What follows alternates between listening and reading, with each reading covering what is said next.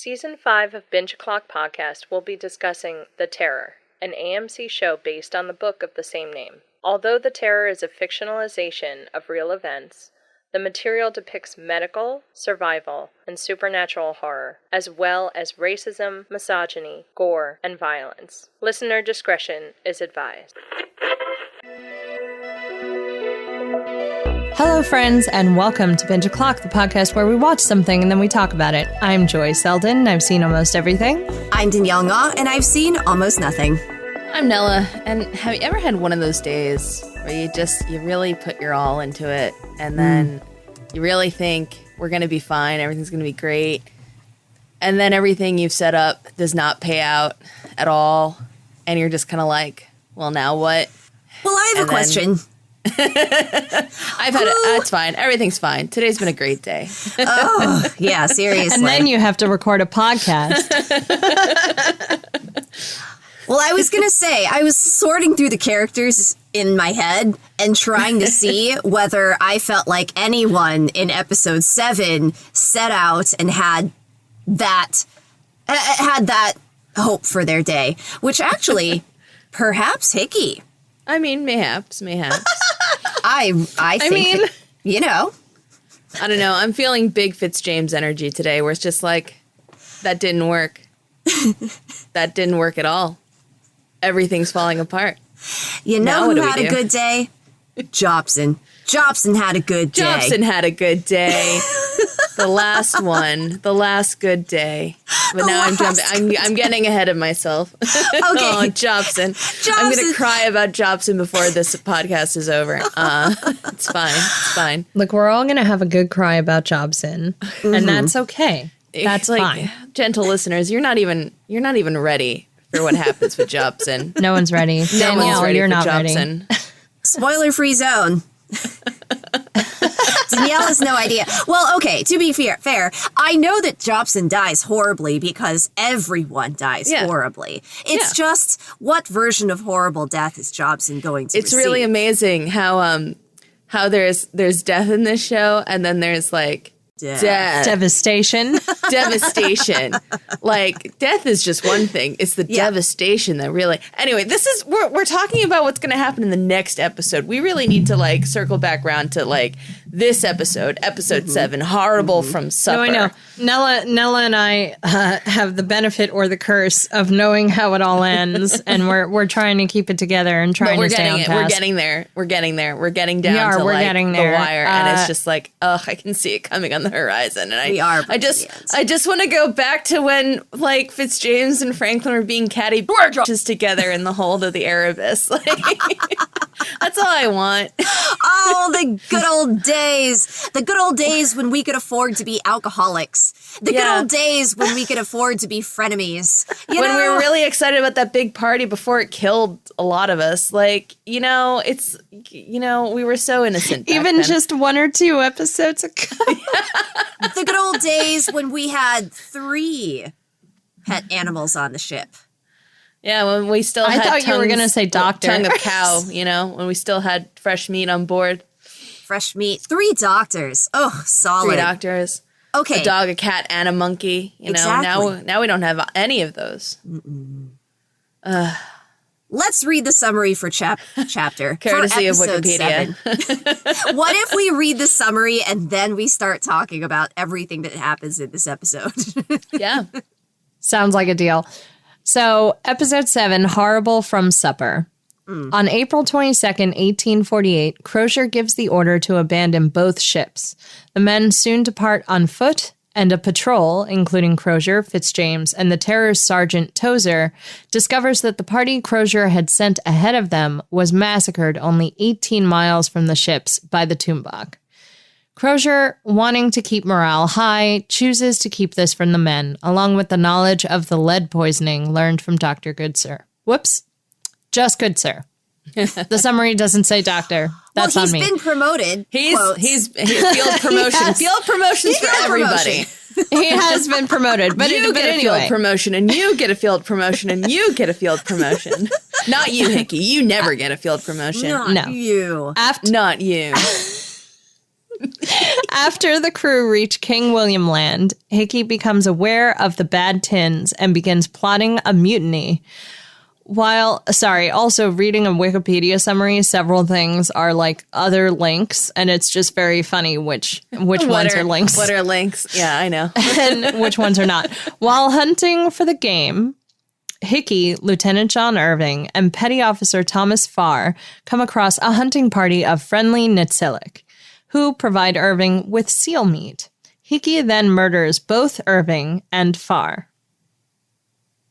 Yeah. I feel like that's an understatement. Yes. He murders them, but in like the worst, horrible, most upsetting way. It's pretty upsetting. Pretty solid last meal there, though, Lieutenant Irving. Right? Right. At least he got meat before he died. I guess. One final taste. Yes. Where do we start? How do we begin? How do we even begin to talk about this episode? I think we start that Hickey that we've been following all this time is not actually Hickey. No, which let's start where the episode starts. I didn't really put two and two together until like actually the last scene, second to last scene, technically, of the episode. Because when it opens at the beginning of the episode, it's like, okay, all these men are in line, they're receiving their orders, and we see like a quote, Mr. Hickey, who is asking for advice because it's his first time on board a sea vessel. And in my brain, I was like, well, that's not the Hickey we know, but clearly this is just like his first assignment, you know, and this is just him like 10 years younger, and this is Hickey in the past. And then I just like continued watching the episode, you know? Well, what's great about it too is so the first time I watched this episode, I completely missed it because the man in the beginning does bear a striking resemblance to the man we know as Hickey. Yes, that's what I mean. Like I assumed it was long, a young, shoulder-length blonde hair. Young Hickey. Yeah, no facial hair. He looks pretty green, but not as green as one might think. You know, like he at least looks like he's had maybe some minor training or something like that where he kind of knows what to ask at least. Like he's been on a boat before. Like I got the impression he had been on a boat before. I didn't really get that impression because he asked any advice for a first timer or whatever.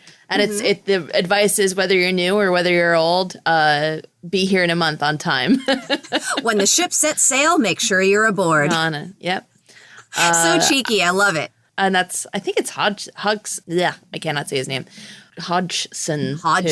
You know, honestly, Nella, I don't know anyone's names. I know like 3 people's names. It's really bad. But anyway, like, so suddenly, well, I mean, look, I know you guys didn't clock it. I remember the first time I watched it feeling like, that's not Hickey. The Forge. That's not Hickey. Well, you know what it is? It's like watching an M. Night Shyamalan film where something changed in the room and you're not sure what it is, but something's wrong. Yeah. But, you know, we don't linger on that scene too long because then we cut to the abandonment of the ships. Yep. And this is it. We're getting into the doomed march. And this is where we're really going to start seeing where the show and the book are highly informed by what was found and recovered by multiple researchers and expeditions, and especially by the Inuit. But, you know, just to frame what's going on here, based on the Victory Point note, which again is one of only 3 surviving notes that have been found of the expedition. This was the note that had writing on it that was originally put there by Lieutenant Gore, and then had additional notes written on it. And from the note, we know that the cairn itself was found by Irving and recovered by Irving so that these additional notes could be added to it. We know that the ships were abandoned on the 22nd of April, 1848. There was 105 surviving officers and crew. We know from the note that Lieutenant Gore had died and had gotten a field promotion in death. From the note, we know when Franklin died. And we know that 4 days later, on the 26th, they started on the 400-kilometer journey to the Back River. And then the rest just becomes trying to piece what happened together. Yeah. So we see that abandonment. We see them pulling supplies off the ship, setting them up on the sleighs. They were going to have to travel 17 miles to the shore from where the ships were ice locked. 28 kilometers. Geez. Yeah. So you're traveling across the pack, and then you have to climb up this monstrous mountainous range of where the ice has crashed upon the shore and made this jagged, like, cliff face. And you got to get up and over that. So, you know, we know that they made that journey with tons of supplies. We know that they set up a camp on the shore, that they stayed there at least a couple of days for. We know that they needed lightning catchers for their protection. That, like, sort of throwaway line they put in where Fitzjames is complaining that the men are packing impractical items, and we see them putting away things like wine glasses. Do we know that because we found some of those items? Or we definitely found a lot of weird stuff out on the ice, like stuff where it's just like, why would you carry that? And the biggest example of that is the boat place, where there was a boat found that had two skeletons in it, one who was still clothed sitting upright, and just books and silverware and blankets and chocolate and all kinds of supplies strewn all around. Now, it's often been suggested that the men were packing these things because they were already in the depths of lead poisoning. Their faculties weren't they weren't thinking properly. Right. And I do like how the show makes it about Crozier understanding. I keep coming back to he's made of hope, where she's just like, I can't ask that of them now.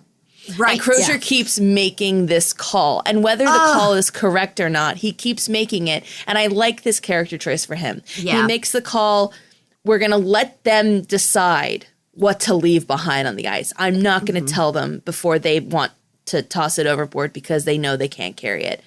I need them to not see this as the thing that's going to kill them. I have to let them hold on to some scrap of who they are. Yeah. He makes the call not to tell the men about the cans until they've actually made it to land, because there's nothing to be done. And then all you're going to do is not eat the cans, and you're going to grow weaker and weaker because you are expending huge amounts of calories. You know, fresh water is incredibly difficult to get while you're on a march like this. You don't have the spirit ovens necessary to melt down ice. At best, you're taking ice and you're trying to melt it against your body. So you've got cold nonsense up against your body. You know, you are exerting yourself, filling your wool naval uniform with sweat. The sweat is freezing against your body. You're cold, you're wet, you're miserable, you're dying of thirst because you're surrounded by ice, but you don't want to eat it because you're only going to make yourself colder by eating it. Like, there are choices to be made, and he needs them to eat food to keep up their energy. He needs them to stay focused on, we're bringing this stuff because we want to survive. And he needs them not to know that the party he sent out like a year ago only made it 18 miles before the Tumbak got them and killed them all. Yeah. Because they find that.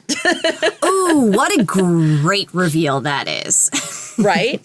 Oh my God, horrifying. Yeah. All like the ritual heads stacked up on a ridge. They were like arranged, you know? Yeah, exactly. And it took me a minute to figure out exactly what was going on because, well, first of all, the first person who sees it is Morphin, who we need to discuss.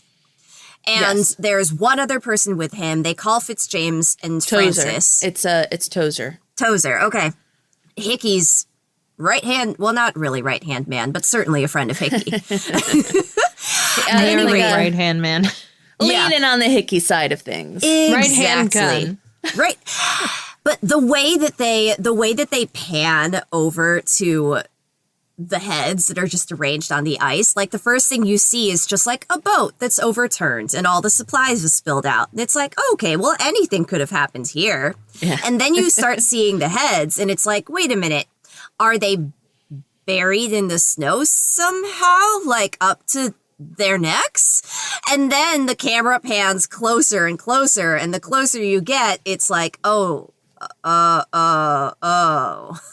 This is so evocative to me because one of the things, and I feel like I'm going to be saying this a lot, I know why they made this choice because of what was found on King William's Land. I believe especially it was in the 90s where they found like a series of skulls, like just hanging out. Like just really? the skulls. Yeah. And you figure at this point, as various exploratory parties have looked and looked and looked, and I'm talking, they started in 1848 and it continued on like into now we're still looking, you know.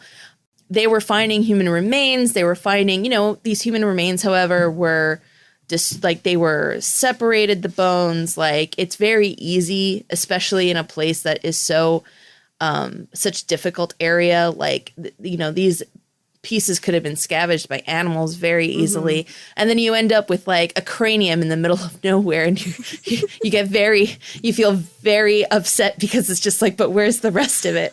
How did this get here? Yeah. And so there was this, they kept finding these sort of tableaus of various body parts at various locations along the western coast of King William's Land. There's a perfectly good explanation for this. You know, people died or the bodies were disturbed and all the skulls sort of like got tossed together, or the tomb bot came and beheaded them all. Hold on. Just like point of order. I don't know that the bodies were scavenged by animals and all the heads got tossed together is actually a reasonable explanation for this. Animals do weird shit with bodies. I don't know what to tell you.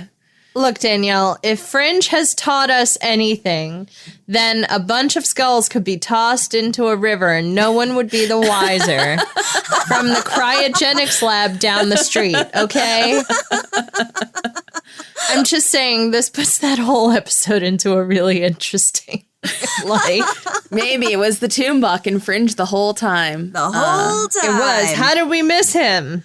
Anyway, so but it's a horrifying scene, and Crozier once again makes the call of you do not tell the men on pain of court-martial to Morfin and Tozer. Now Morfin is in the depths of lead poisoning. He is very ill. He is hearing things. He is sores on his face. Yeah, he is very unwell. He can barely walk. Like he is not doing well. Yeah. And poor good sir keeps on trying to get after him and trying to help him out and offer things that are, I don't know, going to relieve him of pain somehow. But the reality is he's being poisoned. He's being poisoned by lead. And I was looking into it, and that there are, you know, lead poisoning doesn't necessarily affect everyone equally. Like you could have the same amount of lead as somebody next to you, and that person could feel the effects of it much more acutely at the beginning than you would. So you could feel perfectly normal and the other person is like not doing well at all. Like that is actually something that can happen with lead poisoning. So that's why it progressed so much faster in Morfin than anyone else. Yeah. Presumably. Exactly. Yeah. That is supposedly something that can happen with lead poisoning. I think that's really interesting because you get to see that also. I think Good Sir also makes the connection with the people who have died for reasons that they couldn't quite pinpoint. You know, like maybe it's tuberculosis, but maybe these other things helped out. And I don't know. I mean, hey, listeners, if you happen to know, or Nella, if you've done the research more on lead poisoning, get at me. It's fine. But like, I'm trying to figure out and obviously, you know, there are different theories. We don't actually know what happened. Scurvy seems like the most likely culprit because of, again, what we know about, you know, the hair follicles and how much lead was actually in their bodies, et cetera, et cetera. But I don't know what happens in a body that is like saturated with lead when they start to starve. You know what I mean? Like when there's not enough food and there's not enough warmth and like you are already sick from other things, you know, like does that progress it farther, or is it just kind of like a buildup of metals in the system and then, you know, and that's it, like radiation? I'd be curious. Yeah, I have no idea. I mean, I have to imagine that if your body is weak, extra weak from lack of food, lack of water, and the cold, you wouldn't be able to withstand as much as you would ordinarily. But, you know, at the end of the day, you are still being slowly poisoned by every meal you eat, right? Every single meal. So that's morphin on one side of things. Now, the unfortunate thing is that the other person who saw the headless bodies is Tozer. Tozer or Tozer? Like, I keep hearing... Tozer. I keep seeing kind of both. What a good question. So Tozer is the other person who sees the headless bodies, and Francis is very clear with them and says, you know, unless you want to be court-martialed, you cannot tell anyone about this. But Tozer is a friend of Hickey, so we have to assume that he's passed that information right on down the line. It's interesting, right? Because like we assume he told Hickey, and I love when they leave the ships too that you know, Billy, Hickey is on again, off again. Yeah. Gibson, Is the first one. Okay. Yeah. He's the first one to bring up the maybe we, you know, split off from the rest of the group. No, Like maybe a few of us could survive more than all of us. But how much do I love, like, and here's Hickey all over again, like, say what's really on your mind. And he says this to Gibson because plausible deniability is the name of the game for Hickey. He wants someone else to say, let's mutiny out loud. And he is the one who's just going to keep dripping in everyone's ear of, you know, we could probably survive better if it were just a handful of us. Like we catch an animal that's more meat for all of us, and it's barely a mouthful if it's I mean, listen, if it's the whole party. He gets in deep during that meat scene, but Joy's right. It was Gibson who brought it up first. Yeah. And then Tozer is the one who agrees with him. Very clearly like, prompted by Hickey. You know, now that you mention it, I guess we could get some more allies and form ranks, you know? I mean, like, am I sitting here like Hickey was not the silent orchestrator of all of those events? Sure.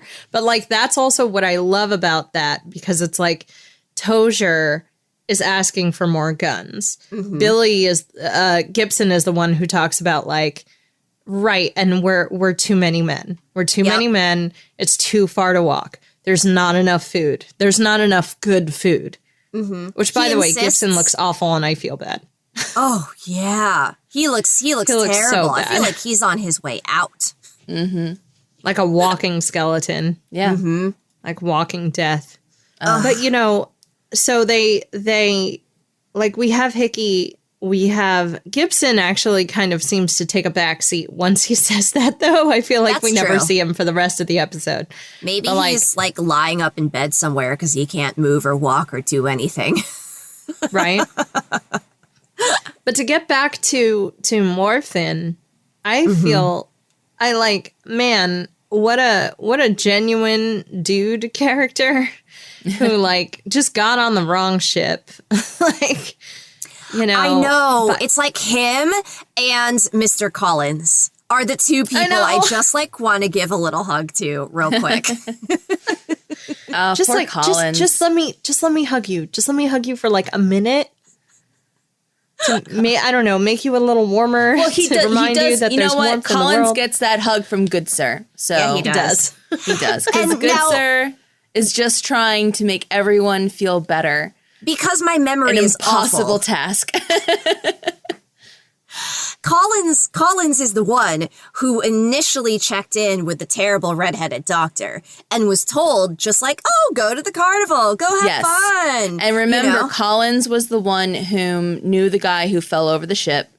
Collins was the one who went under the water to in the diving helmet. In the diving helmet. He's he's not had a good one. He's very just deeply traumatized. Yeah. And now is, I mean, I'm not a clinical psychologist, but I think he has PTSD because he's smelling everything around him, and everything that he smells reminds him of one of these awful situations that he's been in. Yeah. Now, thankfully, Good Sir is like, hey, listen, like, maybe it'll help to talk about it. And so he does. And it's like the wood shavings used to remind me of my father and his pianos, but now they make me think of coffins. Grease makes him think of the diving helmet where he saw the dead body floating off in the distance. And then the smell of meat makes him think of carnival because his stomach doesn't know horrible from supper. And there's the title of the episode. Horrifying. What? And it's just like, what a place to be, you know? What a horrifying place to be. Smelling all your dead shipmates and friends all around you. Cooking. Smelling them cooking. Smelling like a grill.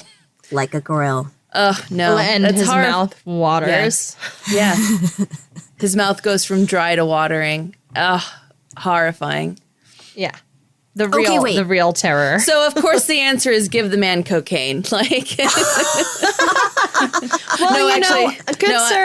Good Sir has no other choice. No, all they've got at this point is like the wine of coca, and like that is just literally cocaine in wine. That is cocoa leaves put in spirits. Yeah. To drink. That is it. That is what it is. That is quite a cocktail. I could swear. I once did a big deep dive into this because I was trying to figure out when did cocaine, like for Western culture, become a thing, you know, because obviously the cocoa leaves has a history from where it's from. And then we got our hands on it and we were just like, this is a wonderful drug to get ourselves completely bad on it. Like, this is bad for us, but we're going to run with it. And thanks, colonizers. And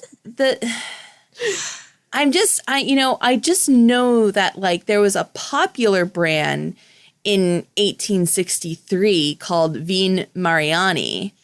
Of like the wine coca mixture?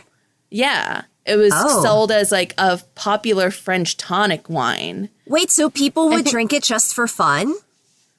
Well, or was it curative, or was it both? Like which? I mean, it was like a little column A, a little column B. It was you have to remember, Danielle.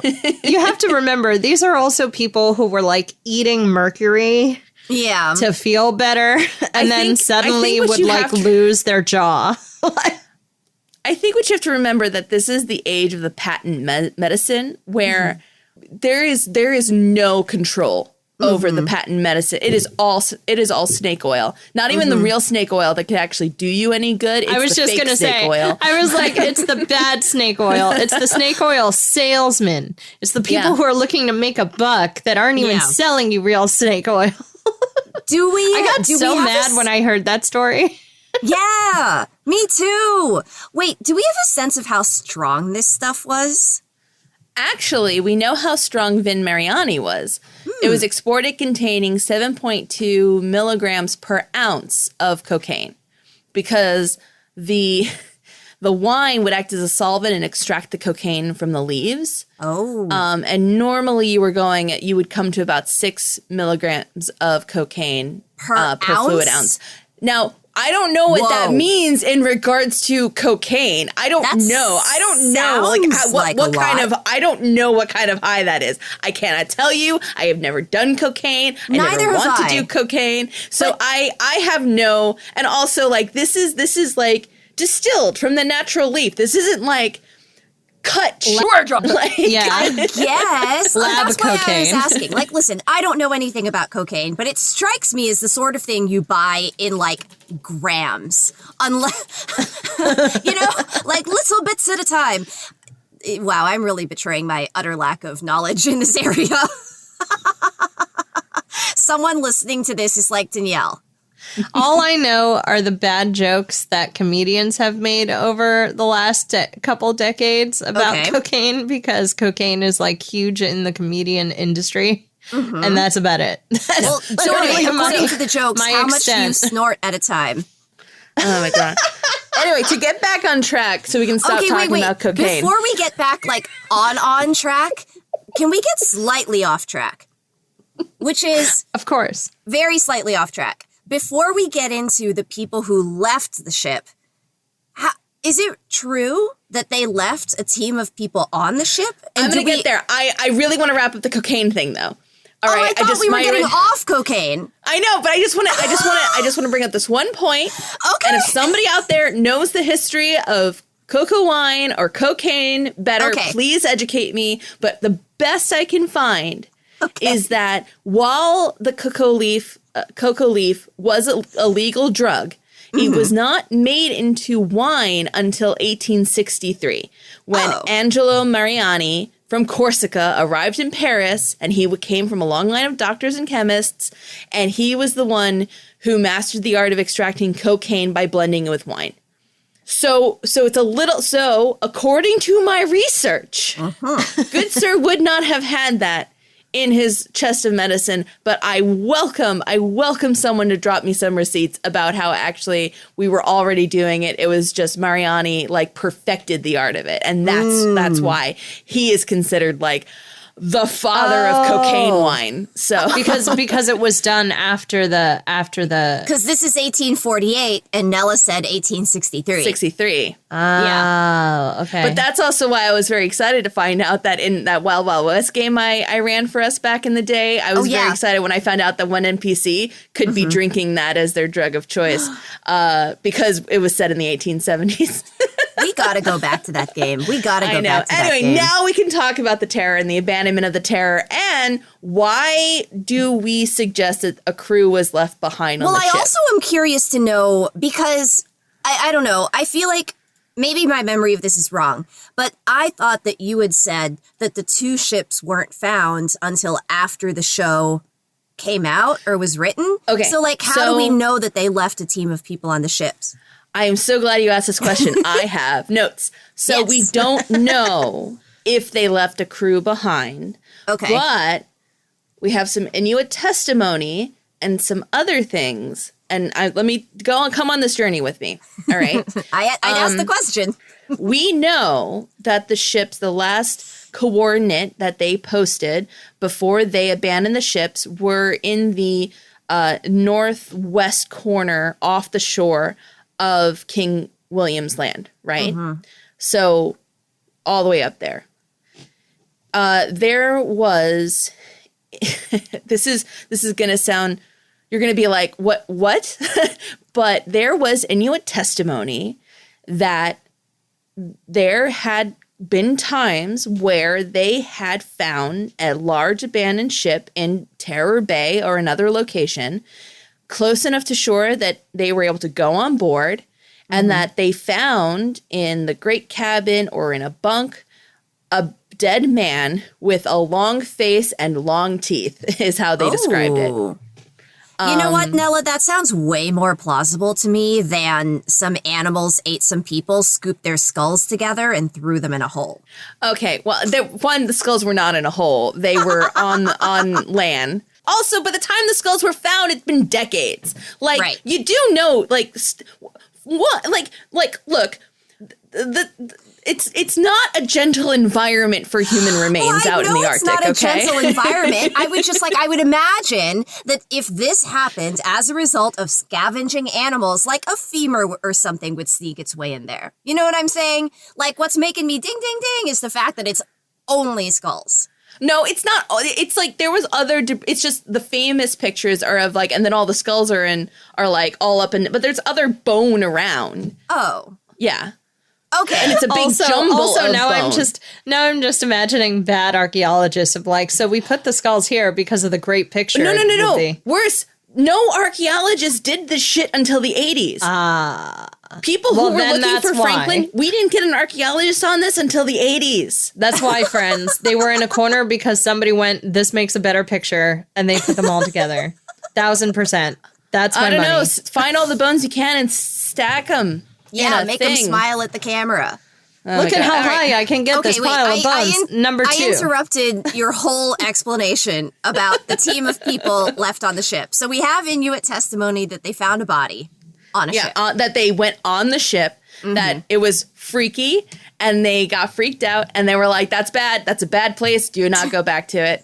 Yeah. There's also another story where supposedly they came across the ship, and they tried to enter it, and then all these men with black faces and black clothes came up out of the ship and started and gave 3 cheers, and it was terrifying. And then the captain came up, who was also all in black, and his face was black and his teeth were black. And he tried to give us gifts to to show that they weren't, dangerous. But then he took us to a window and pointed to a tent and was like, do you see that tent? Never go to that tent. And so we left. Now this is probably not when the ships were abandoned, but what I love about the story is that people have posited that the Inuit came upon the icebound ships during a Guy Fawkes celebration where you would cover your face with burnt coke and then the tent that he was pointing to was probably a tent full of powder and explosives that you don't want to keep on your ship when you're ice locked. So they would take it all off the ship and put it a safe distance away just in case. Gotcha. Yeah. So I also love the idea of Guy Fawkes Day is usually celebrated with a bonfire or an explosion of some kind. But also blackface, but not like American blackface because minstrel shows hadn't really become a thing in England at this time. It's like you're a coal miner blackface. Still weird though. Yeah. Okay, that's a whole nother podcast. Anyway, whole nother podcast. So back to the point. Why do we suppose that people were left behind on the ship? So there is some Inuit testimony about we saw these ships coming around this bay. We saw, we found these ships to the south and in this other bay, and so there's 2 theories. One, that a crew was left behind on the ship just in case the ice broke and they were able to sail out. Mm-hmm. Or the other theory is the crew only got so far, realized they were never going to make it, and then went back to the ship. And then you have the split between people who went back to the ship and then tried to sail out, but then still got stuck. You mean the crew that abandoned the ship? So the theory is they abandoned, but then they turned around and went back. Exactly. Interesting. Yeah. Okay. So this show basically just picked one of the theories, and they were like, well, this is the one. Yeah, and even the show kind of has it both ways, because in a later episode, we do then have a crew deciding to go back. Okay, I see. I think just wrapping up, why they would leave some people on the ship, which, as I understand it, is just in case the ice melts and breaks apart and they could sail through the Northwest Passage. And either meet us at Back River or sail as hard as you can out of here. And you gentlemen might be the first to actually make the Northwest Passage. And I hope it's true. What heroes.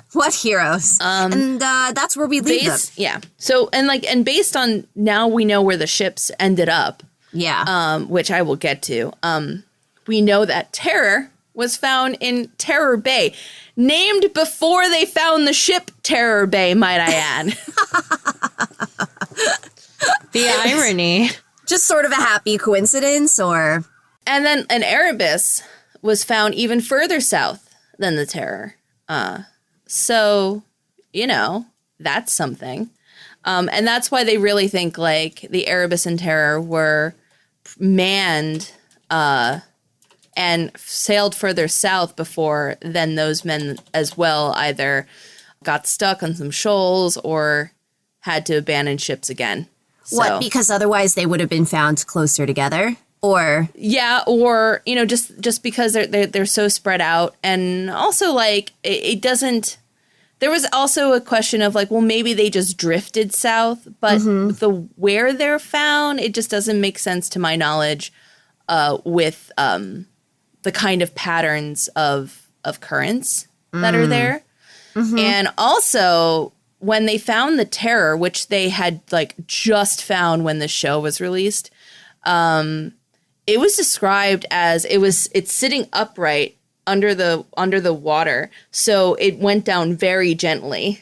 Oh. And it's completely hatched up.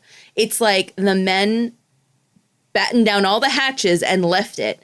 And when the archaeologists first found it, they were like, I think like it's in such good condition. I feel like if we pulled it up and like drained it out, it would float. It would float. Oh, that's so wild. Yeah. So Crazy, right?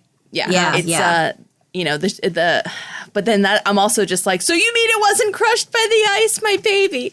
If only they had more food, they could have stayed on it. Anyway, so Okay, so now I guess we should turn our attention to the people who have abandoned ship. I think the next most logical... I'm sorry. Sorry. Hold that thought. So just to wrap this up, based on where the Erebus and the Terror was found, so there's this guy, Jim Basile, who is a tech billionaire, and he's a philanthropist, and he was the one who set up the Arctic Research Foundation. Mm-hmm. And he's quoted as saying, the discovery of the locations of the ships changed history, giving the location of the find in Terror Bay and the state of the wreck. It's almost certain that HMS Terror was operationally closed down by the remaining crew, who then reboarded HMS Erebus and sailed south, where they met their ultimate tragic fate. Because again, the Erebus is much further south than the Terror, and just the way those shoals are, the ship drifting doesn't make sense. Yeah. So of the theories, this one is considered one of the more like probable ones of that. At least a party, maybe not the entire party, but a party got back on the ship, sailed them down, abandoned Terror, sailed on Erebus, and then that was the final spot for that part of the parties. Okay. So moving on. Moving on. Well, I feel like we should just wrap up Morphin, right? Yeah. We got to wrap up Morphin. I mean, my poor boy. He's in too much pain. He's in too much psychosis to even really know where he is, to understand what's happening, to even function. And he creates a ruckus, hoping someone will shoot him, culminating in everyone coming out of their tent, including Crozier and Fitzjames, to try and talk him down, and no one's going to shoot you. We are going to take care of you. And then his gun misfires, and he ends up getting shot anyway. Yeah, and it's Tozer who kills him. It's just, it's just, and it's a headshot too. It's pretty gnarly. Yeah. And it really affects Good Sir. He has a breakdown in his tent. And, Lady Silence is traveling with them at this point. And I do really love this, and it's not anything sexual, but it is like just a deep connection of trying to offer someone comfort when they are suffering. And she curls up next to him and she puts her arm around him. Yeah. As he weeps. It's terrible. It's heartbreaking. Poor Good Sir, because he's lost another one. I was having trouble understanding who else was in his tent, or if he had a tent all to himself, because I thought initially, or maybe the tents are on top of each other and you can just hear everybody. I thought initially that Collins was also in his tent, because when Morphin was screaming. Because Collins hears Good Sir say like, oh, that poor man, or whatever, as he gets up to go out to see what's going on, and Collins just kind of like tries to drown him out. Yeah. It was a bit of a confusing scene, I think, because of the chaos. The way my brain understood it was just that, the camera was like panning between everyone at the campsite, and they weren't necessarily sharing a tent. But I mostly also think that because Good Sir literally like takes out Jacko's dead body and like sets it on a table, and I'm like, that's got to be a private tent. There's no way. Yeah, that's a fair but point. Also, that's a fair point. I wouldn't be surprised. I mean, a part of me is just like, where's Lady Silence staying? Because we see her sticking close to Good Sir. Good Sir even stops her from getting food from the canteen line, which Hickey notices. Again, Hickey, always aware, always paying attention to little details. Again, that growing suspicion about the food. All of his points are in intelligence, and none of them are in charisma. I'm glad I think he's got a few in charisma. Yeah, I was going to He's got say. it. Okay, fair. Maybe the other high charismas just put him in his place, because at the beginning of this voyage, he wasn't getting any traction. No, but he just like had to find the right people, and he weaseled around until he did, and now he's got a whole crew. That's fair. Of them. But I was going When to you've say, got like I'm under glad 200 that, men. I'm glad that you brought up that scene where Hickey notices Goodsir stopping Lady Silence from eating any of the rations, because the scene that happens with Morphin, where we know Morphin gets shot in the head and then is going to get buried, happens pretty soon after the scene where Hickey is eating and they hear the dog barking. They start talking about the dogs getting the same rations we are, like blah, blah, blah. Again, Clearly, Hickey hates the dog. Hickey's got it hates out the for this dog. And then in the scene after that, Jobson reports, not directly after, but later, Jobson reports to Francis that Neptune has gone missing again. And Francis is like, oh, he'll come back when he gets hungry, you know. But what that means is, when Hickey is finally recruiting that one guy whose name I cannot remember, and the Marine tosses the bag at the guy's feet, there are two options for who could be in the bag. And the two options are the dead Morphin or Neptune. No, I love Hodgson's instinct here, where the first thing he says, yes, it's always Hodgson. Hodgson, I'm okay. sorry. I am so sorry to our listeners. I don't know Mr. why H. I cannot pronounce this name. Like, that guy, that lieutenant, the one lieutenant we don't like right now. But I love how, no, boy, your instinct is correct, because he asks, the first thing he asks when he sees the bag, who is it? Not what is it, who is it? And my head is like, dog or person, dog or person, dog or person. Like, just tell me what's in the bag. Yeah.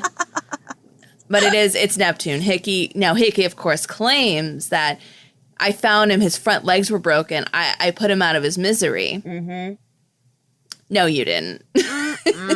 No, you didn't, Hickey. I mean, we get proof of that sort of later in this episode with how bloodthirsty Hickey is. Yeah. But what but Hickey wins them over with, now this dog meat would barely be a mouthful if everyone in the camp ate it. Mm-hmm. But if it's just us eating it, we might actually have a chance for survival. Like some solid And the thing meals. is, he's not wrong. He's not wrong. And it's funny because all of this made me think of that discussion that we were having at the end of the last podcast episode, where we were trying to figure out, like, what is the doctor's rationale and why did he decide to set that tent on fire? Mm-hmm. And when all of this started happening in this episode, I was like, see, this is the sort of thinking that terribly, evilly, awfully makes sense to me. Yeah.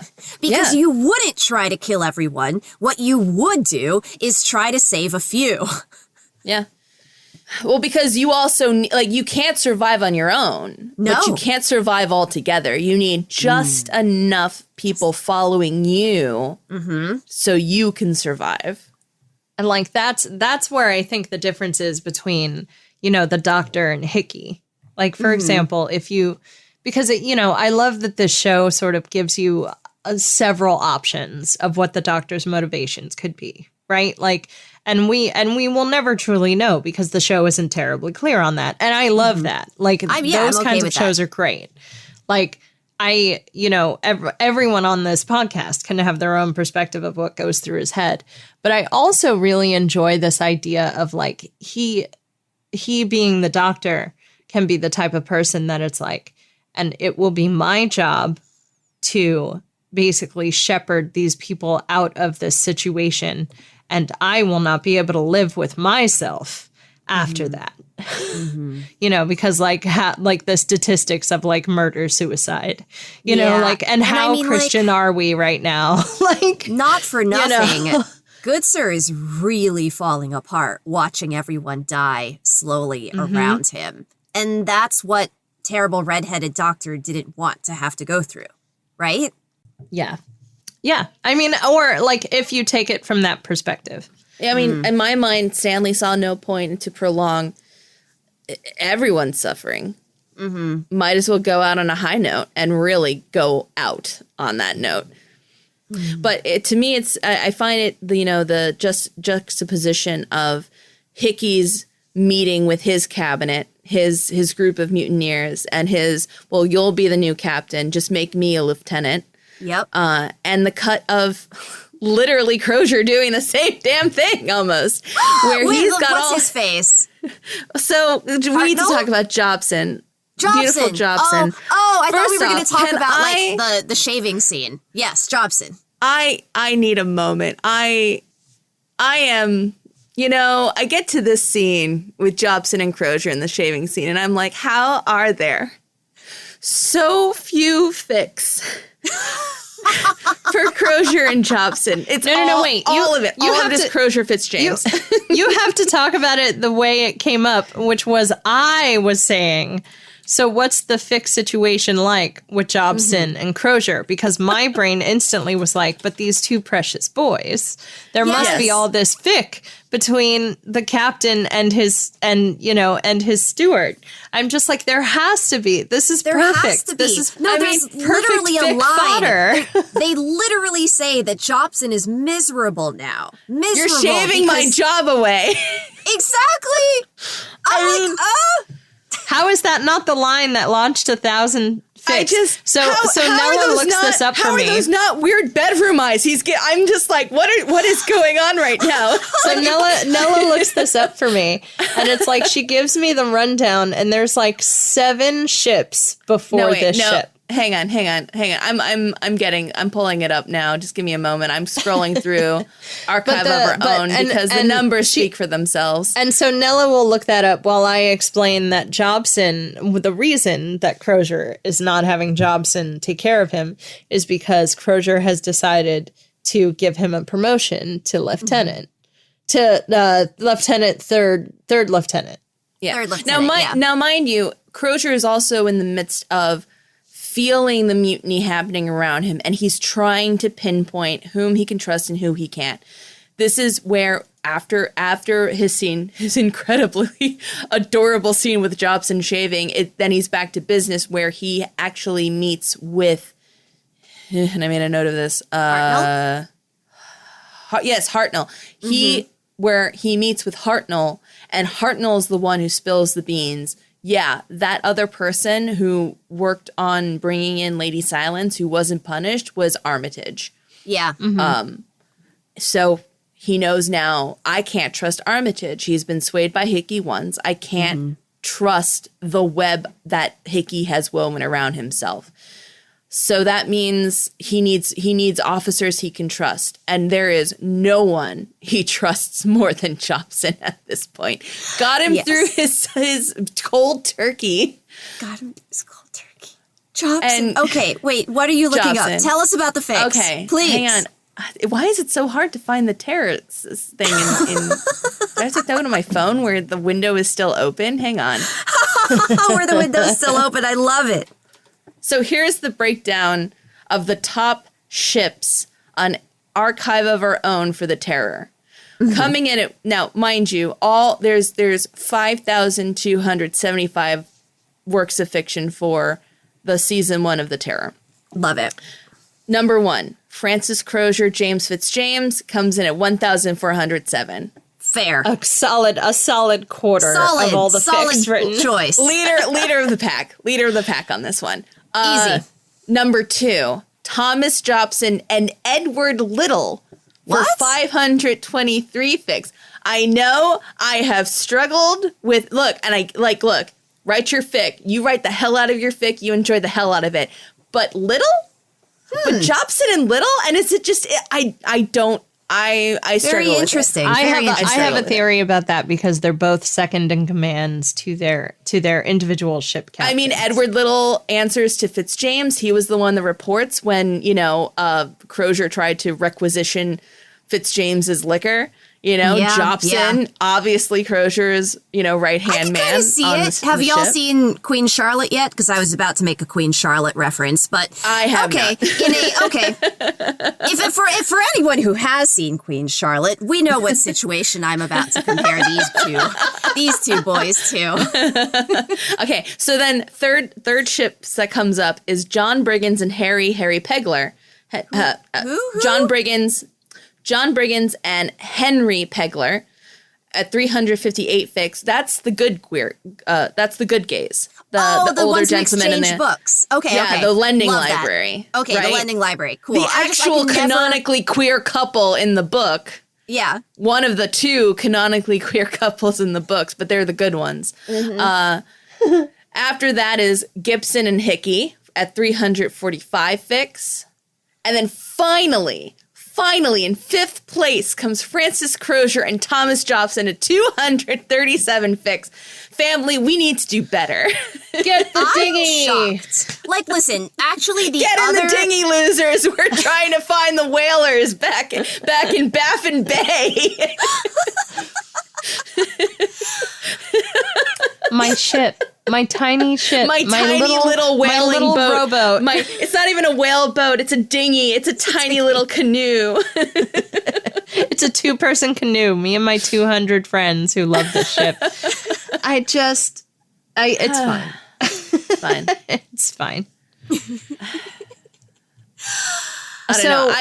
Jobson gets so flirty in this scene, and I'm just like, I mean, oh, no. He's making eyes. They're meeting eyes in the mirror as Crozier is shaving his cheek. Like, I don't think people casually meet eyes while looking in a mirror. I don't understand how this isn't I just don't. I'm dying. Dying. It should be, yes, one of those, like, little moments. Like, actually, what's very funny is the little moment that came to mind for me is, like, there's literally this one moment where Roy Mustang catches what's-her-face in Full Metal Alchemist. Yes. The moment where he catches her and everyone is like, it's real. Yeah. And then we all died that day. And then you were brought back to life by the Queer Pirate Show, and then you died again. And then the Queer Pirate Show came for us, and they kissed, and then I died again. Anyway, I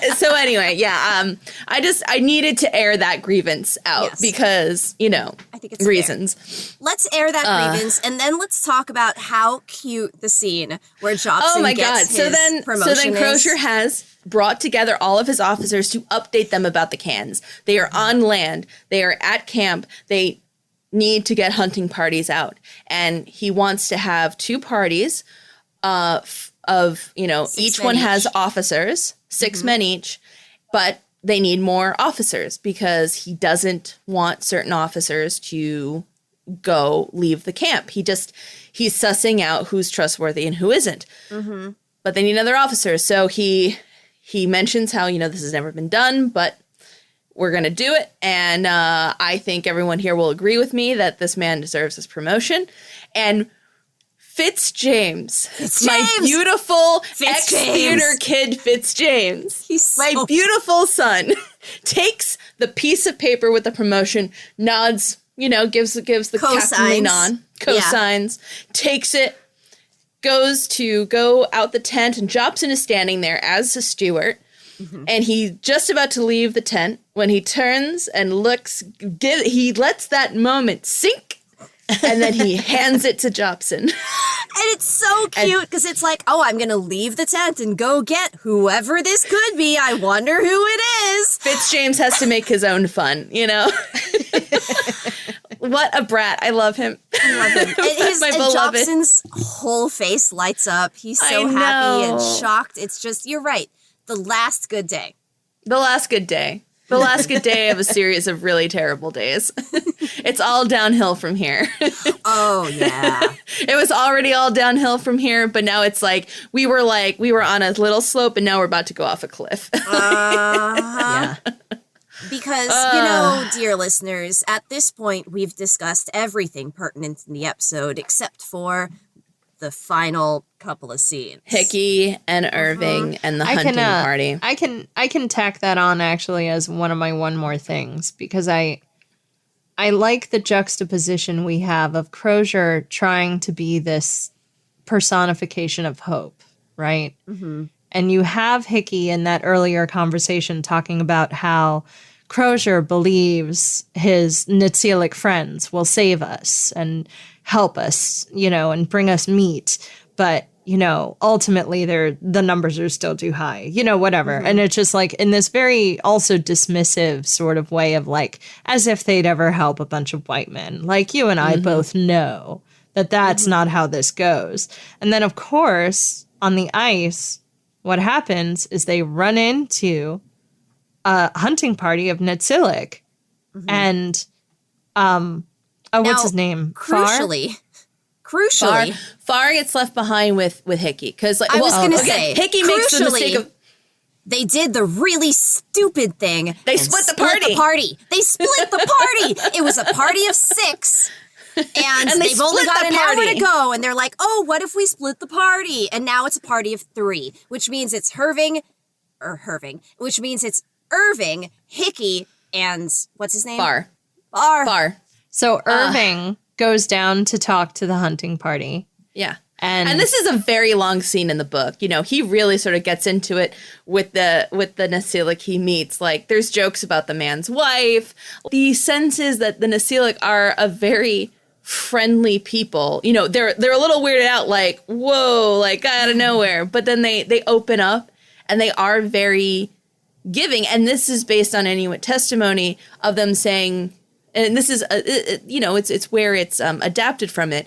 But then it's Netsilik speak of how, we came across a group of like 30 white men and they were obviously suffering and we gave them some seal meat, but we knew we didn't have enough to give them. There was no hunting here. So we left pretty soon after that because we didn't want to stick around. There was too many people and they were too hungry. Yeah. And Irving gives them. So here we have, these are points, these are little details that are taken directly from history. So let's talk about Irving and Irving's gravesite. Irving is mentioned in the Victory Point note, as I said, and the note mentions that it was found by Lieutenant Irving under this cairn, but then very close to that cairn, a grave was found. And in the grave was found a mathematics medallion that belonged to Irving that he had won in the Naval Academy or something like that. And there was also other materials like a red silk handkerchief. There were, I believe, there was a bunch of other things, and including, I think, the eyeglass itself was also found in his grave. Yeah. Among other items.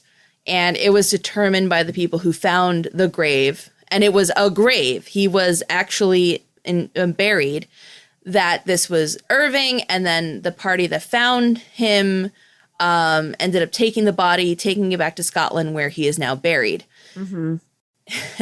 So we have that happen. And then in the 90s, one of the researchers and people working and trying to search King William's Land for more details, found this grave again, found the hole, laid down, and it was like, yeah, this is definitely big enough for a body. They compared the arrangement of the stones. They checked out what was called the pillow stone, which was like the big stone placed on top. And it was so significantly heavy and large that there was a lot of questions about, here is the cairn that supposedly this message was found in, and then here is this grave very close to it.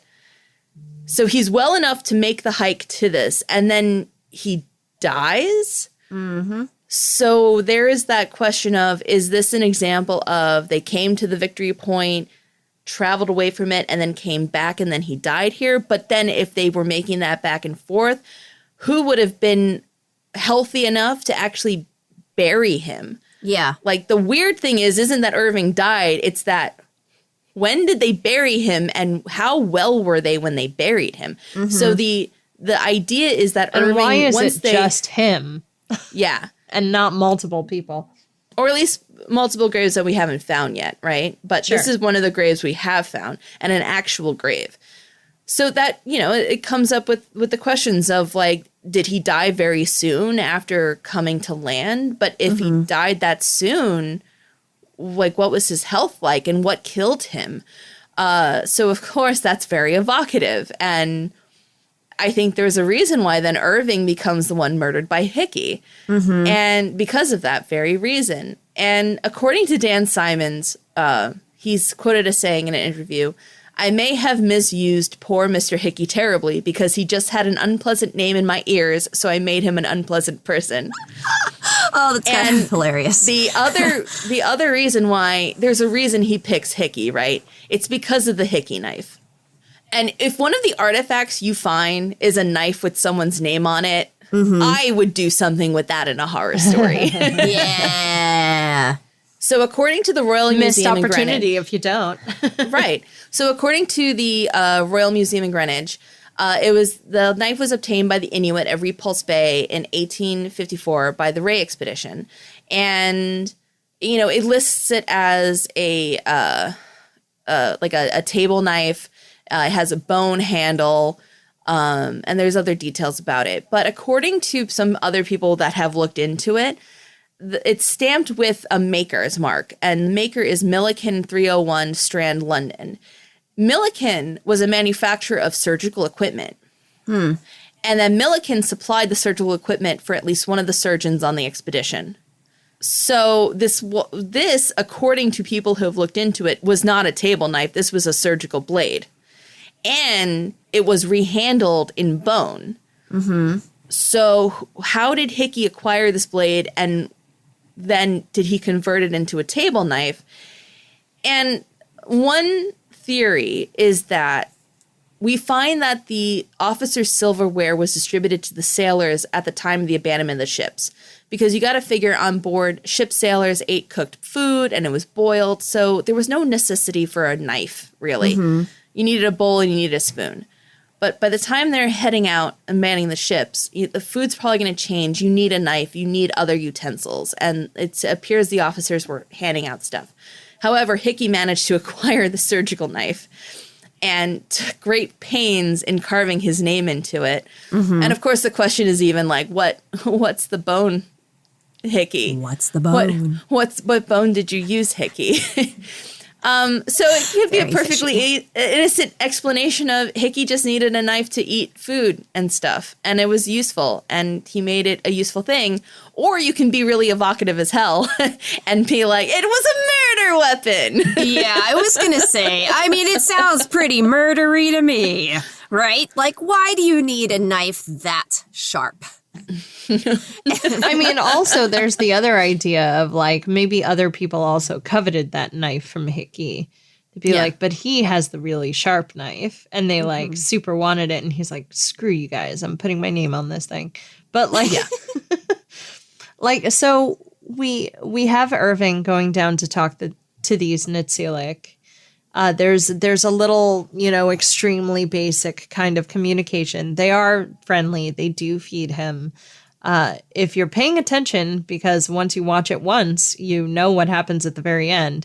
You can actually watch Hickey and Farr, who are back up on this hill far away from Irving.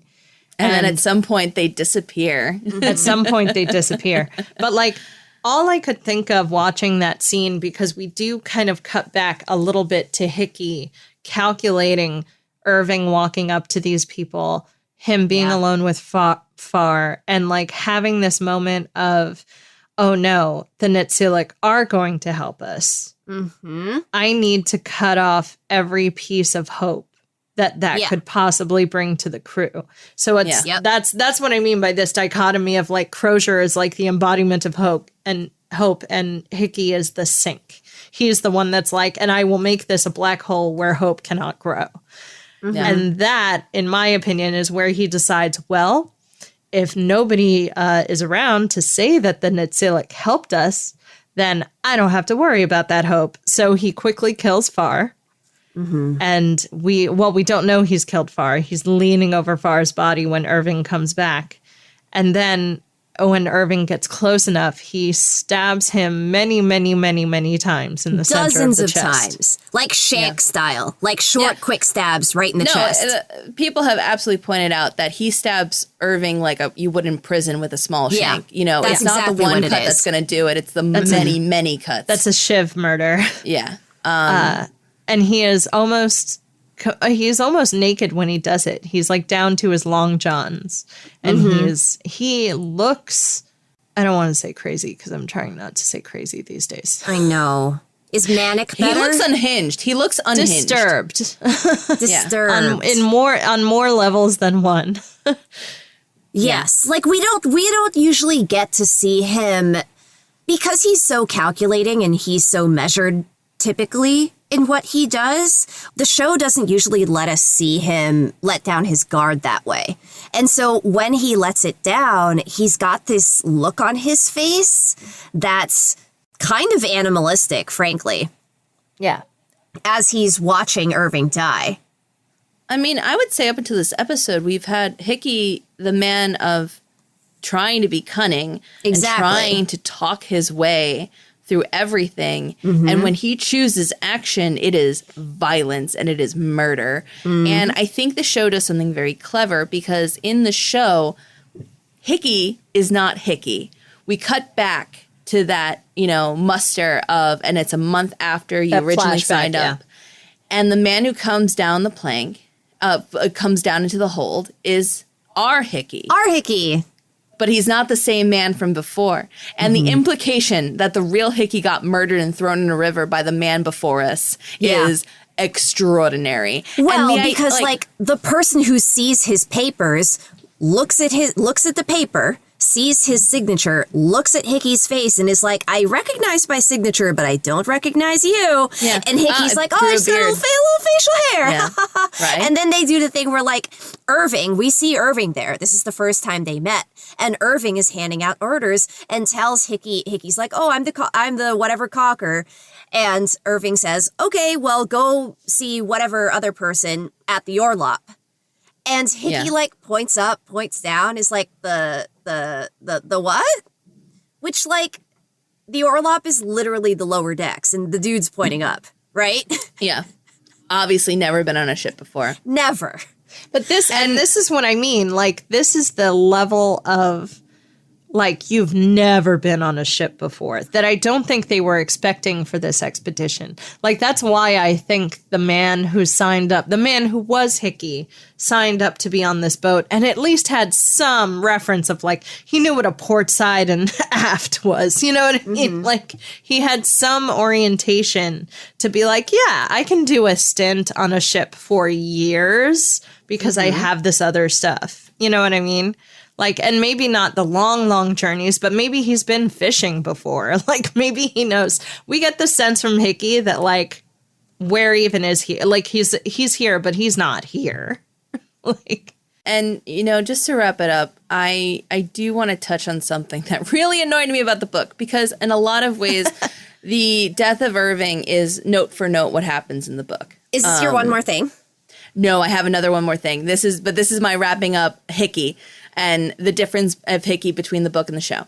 Okay. In the book, Hickey is Hickey. It's not impersonator. I was fleeing England from a murder charge and I figured this expedition was better than a hanging because I murdered someone and I took their place. So the quote is, Irving could not help noticing the grub-white paleness of the little man's skin, how his ribs pushed out so visibly, the goosebumps everywhere rising on his flesh, the fact that he was circumcised, and how absurd the pale white buttocks were when he pirouetted, like just before he gets stabbed to death, right, is how Irving describes it. The circumcision movement to stop masturbation and venereal disease started in America around 1845. And was considered a kind of preventative medicine for men. And it wasn't until the late 19th century that they were circumcising non-Jewish boys, like babies, as preventative medicine for self-abuse. According to The Rise of Circumcision in Victorian America by Eleanor Self, During the Victorian era, much of the English-speaking world adopted the practice of circumcision in an effort to maintain cleanliness and to prevent the spread of venereal disease.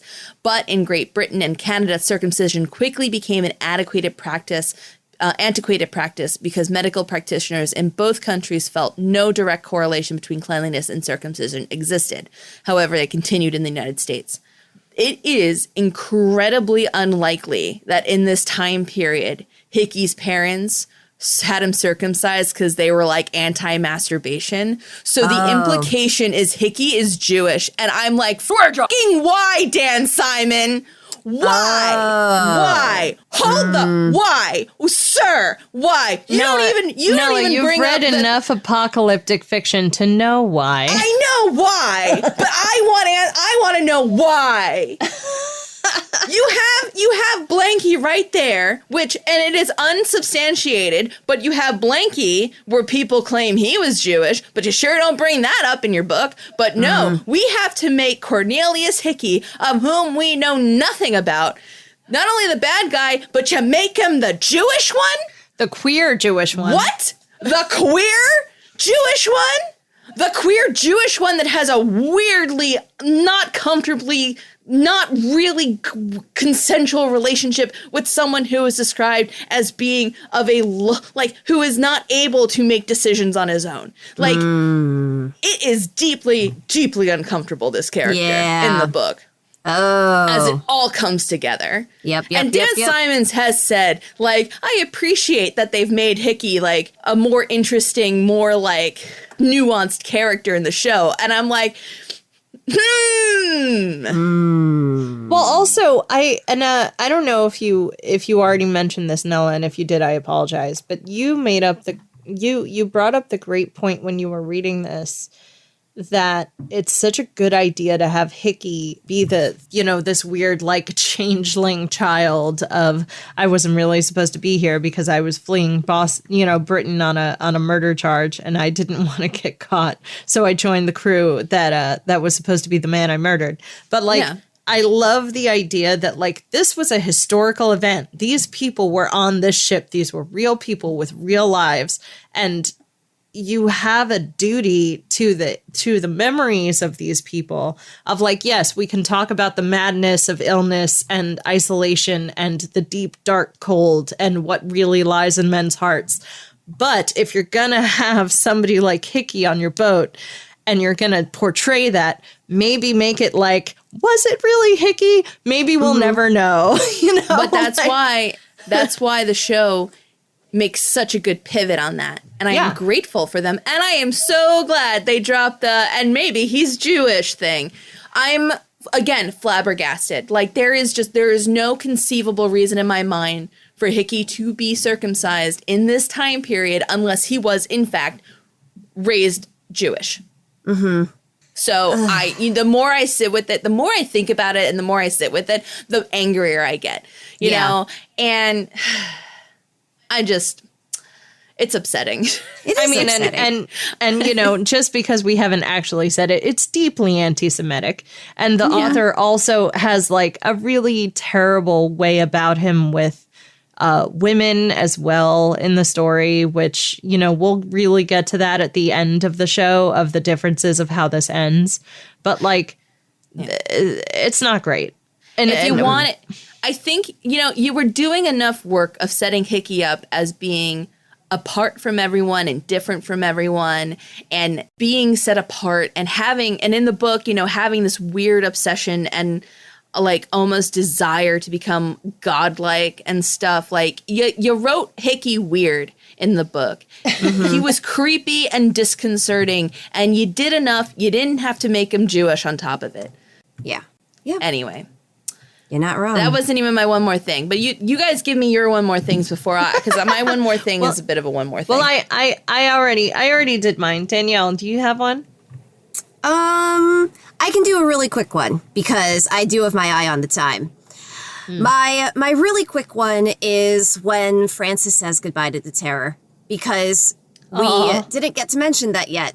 And I sort of love that he's the last one who leaves the ship, that he has Blanky with him, that he runs his hand over the paneling the way one does. Yes. writes his final, after writing his final message in the captain's log. And I think, like, now that I know that we basically found the Terror, like, sitting perfectly intact, upright at the bottom of, what was it, a lake or a sea? Whichever, a body of water, a bay. Terror there Bay. we go. Yeah. Now that I found it lying, now that I know we found it lying basically intact at the bottom of the bay, it's sort of a funny coincidence with what Blanky says to try to reassure Francis, which is like Francis is saying goodbye, and Blanky's like, hey, listen, this ship has been through a lot. Like, maybe the ship will survive. And I know. And it did. And that's it. there. That's what I wanted to say. So mine piggybacks on yours because my one more thing is how the Terror was rediscovered. Because this is a buck wild story, right? So the Arctic Research Foundation, before the Terror was found, but after the Erebus was found, was part of the Parks Canada, archaeological field work to try to find the second ship, right? And they were on rendezvous to meet up with Parks Canada to continue searching in the area where the ships had been ice locked. So, like in that northwest corner. We had already found the Erebus at this point, and the Erebus was very, very far south. But they were still searching in the original area. And he pulls up to pick up a crew member named Sammy Kovig. And he's chatting with Szymanowski, who's like the guy in charge of the boat, on the way to the rendezvous. And he's pointing out these like, oh yeah, that's a really good fishing spot. Oh yeah, that's like a traditional like summer house. Oh yeah, and by the way, that's where I once found this like mast sticking up in the bay, like in the ice. And I got a picture of myself hugging it with my friend. And I was like, oh, wouldn't it be funny if it was that ship everyone's been looking for? Yeah. But I lost my camera on the way back, and I didn't ever want to talk to anyone about it because then my friend died a year later, and it just felt like there were bad spirits. And like, no one would believe me. And so I've just kind of kept it to myself. And the man he's telling it to, like, is just like bug-eyed about this. He's just like, hold on. Really?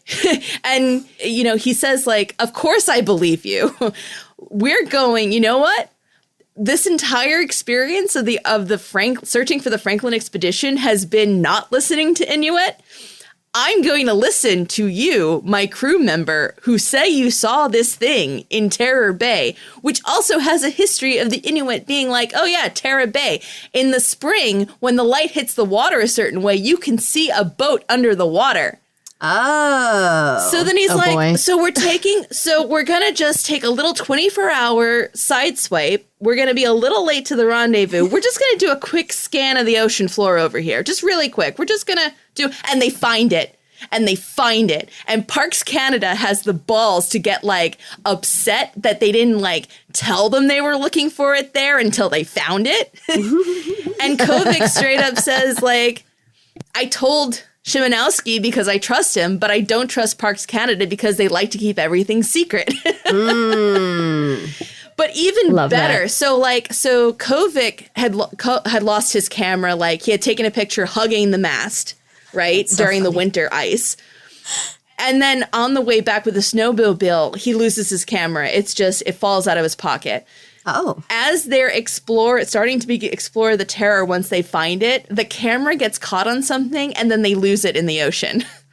Oh no. And then they're like, so of course it's just like, maybe the spirits just want us to be here. But of course, like Szymanowski was like, I don't know, maybe this is just the price of admission. Like, you want to hang around the Terror, you gotta give an offering. A lot of men died. Like, you have to give something to get something. But I lost it when I was like, what do you mean? The reason we found the Terror after all these years is because an Inuit man was like, so I was out hunting and ice fishing with my buddy, and we found the mast of the fucking ship sticking out of the fucking ice. And we thought, Wouldn't it be funny if that were the terror that everyone's been looking for? But then you kept it to yourself because you're like, no one's going to believe us. And then the one guy who would believe you was like, turn the boat around. We're looking in that spot right there. And then you found it on the first go. This is the kind of ridiculousness that's searching for the Erebus and the terror. Like, this is what I have come to expect. Like, I'm so emotional about this story. The roller coaster ride I felt reading every article I could find about what do you mean this is how it happened? Because I don't remember this story ending up in any of the National Geographic bullshit. Fair. Which is Granted, so all I awful. remember is ice mummies. that's so terrible because what a good story. What a good story as to how these boats were found. Anyway, this is going to keep me up at night because it pleases me so much. Like, it is, like, if I wrote this in a story, you'd be like, that's bullshit. That's a bit much, don't you think, Nella? So dramatic. What do you mean no one believed the local indigenous that they knew where the ship was the whole time? No one's that dumb. And they didn't even check? Oh, no. No. What do you mean they could see a ship in the spring water every year for years and nobody thought to just go and check it out? Take a little look. What do you mean they could see the shape of a ship by airplane? And nobody thought to believe them. No one's that stupid. And on that note, I think that covers everything, unless there's more. I mean, there will be more. No. And There will be more. There is more if people want to check out Nella's Patreon posts. Why don't you tell us about that, Nella? Yes. So if you come over and check out my Patreon over at Nellachronism, I have been posting some additional historical details along with each episode. So you'll have quite the backlog at this point, and I'm including images, maps, little details I didn't get a chance to, and it's really where I'm answering all those questions that Danielle asks me that I don't have answers for in the moment, so I write it down on a note card. Yeah. So if you find yourself listening to this and you aren't absolutely exhausted of the Franklin expedition and you really would like to look at some maps and images and other, illustrative notes and things, come to Patreon, check me out at Nellachronism. And maybe you've caught the doomed exploration fever. Come join us. The water's fine. They all float down here. Anyway, I think that's the end of back to Collins. Don't taunt Collins like that. He's having a very hard time. He's already traumatized. The hug from Good Sir wasn't enough. Okay, so with that, dear listeners, we would love to hear from you. Please check us out at Binge O'Clock Pod on Twitter and Facebook, where you can answer the question, what is the biggest lie you've ever told? Please don't tell us any incriminating information. We do not want to know. You can also email us at bingeoclockpod@gmail.com. And don't forget, we have a Patreon. Find us at patreon.com/bachpod. That's right. And tell your friends, tell your family, tell your loved ones, tell the live lobsters in your life about Binge O'Clock, and we will see you next time.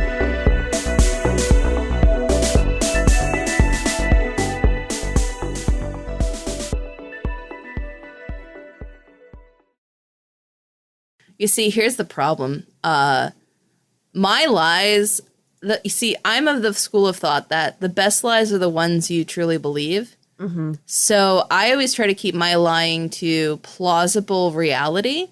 Okay. And so I couldn't even begin to tell you what. Well, like every good lie has a kernel of truth. Aside from I don't know, did I eat that last ice cream sandwich? No. I don't know. I don't know what my biggest lie is.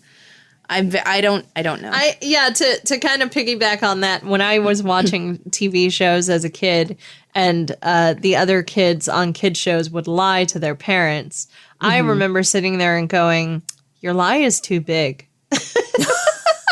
Oh, no, wait. I have it. Okay, my biggest here lie. we go.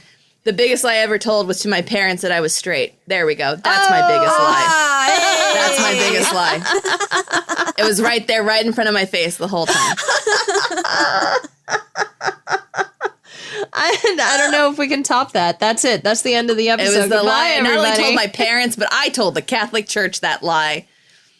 I lied so hard to both parties. And you know what? I'm free now. Yeah. Yes, you are. And now I'm free. But that's, 2 episodes from now. So...